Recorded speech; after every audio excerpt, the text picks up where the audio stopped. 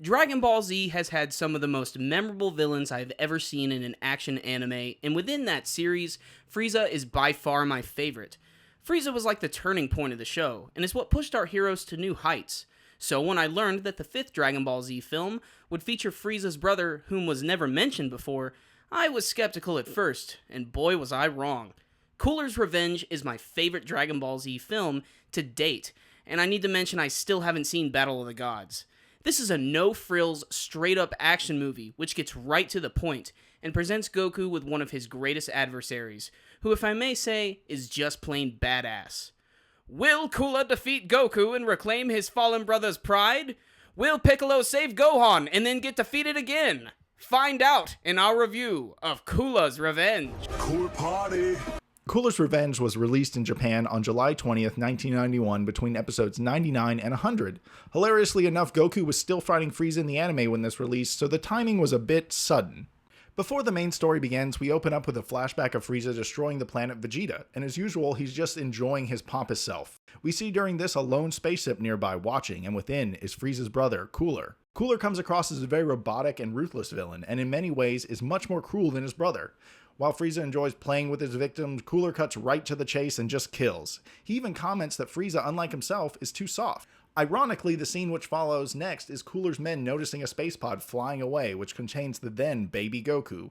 Cooler says it's nothing but a mere fly to him and decides to let it go, effectively setting in motion the story of Dragon Ball. Now this is how you incorporate a movie into a series. Let's kick some ice. Fun fact! Japanese voice actor Ryusei Nakao, who is also the voice of Frieza in the original Dragon Ball Z anime series, is also the voice of his brother Cooler in the Japanese dub. There really isn't too much of a difference here, and it's pretty perfect since they are both brothers. Ryusei Nakao also voices the brand new character Caesar Clown in One Piece if you're interested to hear this voice actor in work. Many years pass, and Cooler learns of his brother's defeat at the hands of a lone Saiyan from Earth. Cooler is visibly pissed, and really doesn't give two shits about his brother. He's more concerned with his family's honor being at stake. So Cooler and his Ginyu Force B team head to Earth to shake things up. When he arrives, surprise surprise, Goku and his friends are camping, and they are immediately ambushed. Cooler wastes no time in attacking and tries to kill Gohan with an energy blast, but Goku takes the attack and escapes with his son. Cooler knows better and orders his henchmen to find him and kill him immediately. From this point on, the action almost never stops. So while Cooler's squad of goons are nothing all that special, seeing them fight is certainly a highlight. They each have special powers and have a very distinct look. Eventually, Piccolo arrives to help and even takes down one of Cooler's henchmen. There's this really cool scene where Zarbon's 80th cousin is fighting Piccolo in a forest, but it ends up getting interrupted as Cooler arrives and blows a big fucking hole in Piccolo's chest. Goku, with the aid of sensu beans, ends up powering up and the epic battle with Cooler begins. The fight at first is all about trading blows, and Cooler seems to be on even ground with Goku, until suddenly Cooler goes into a classic villain monologue, bringing up his secret hatred for his brother, and that one day he would ultimately kill him. His confidence in killing Frieza is proven when he reveals he can transform to an even more powerful state than Frieza. Cooler's body suddenly explodes with power as he grows larger and transforms into his ultimate form, which looks just plain badass. And to really top it all off, it has a visor, and anything with a visor looks awesome and makes you look like a badass ninja. Here, let me give you my little theory on a visor here. Look at Optimus Prime, the Transformer. He has a visor. He's a badass. Look at the Michael Bay films. Optimus Prime doesn't have his visor on all the time. And guess what? Those movies suck. Hence, visors rule, Cooler kicks ass. Goku tries to use his Kaioken technique to outmaneuver Cooler, but Cooler's new powers are just too much for Goku. This portion of the movie has some really great animation, and it really demonstrates how powerful Cooler is. He punches Goku into the bottom of a lake, and then slams him into the side of a mountain, and then brutally kicks him right after. This is just like great DBZ action. And the massacre just goes and goes and goes, until Cooler decides, fuck it, I'm just gonna blow this bitch up. Okay, so for me, this is one of the funniest moments in the entire series. So, Cooler's about to destroy Earth, and Goku is laying hurt on the ground, when he suddenly notices this dead bird. Goku then grabs the bird, and out of nowhere, Christian organ music begins playing. Goku is then imbued with the power of Christ himself as he becomes a Super Saiyan and literally brings the bird back to life. Praise be to Goku, the Father, the Son, and the Holy Ghost Nappa. Stay cool, bird boy. As expected, Super Saiyan Goku wipes the floor with Cooler, and they have one final standoff where Goku defeats the mighty tyrant by blasting him with his Kamehameha into the sun. And again, the Earth is saved. And yes, Piccolo is still alive because plot armor. And so, our heroes can rest easy knowing Cooler is defeated and will never be heard from again. Or will he? Yes, we'll spoil that at the end of the video. Okay, you guys, this is when we talk about what we thought about Cooler's Revenge on Super Kami-Guru's review. Well, my general sense on this movie is that I really thought the general character design of Cooler is pretty badass. There's no doubt about it. Cooler is a really cool bad guy for this movie, and he definitely doesn't fuck around when he gets here.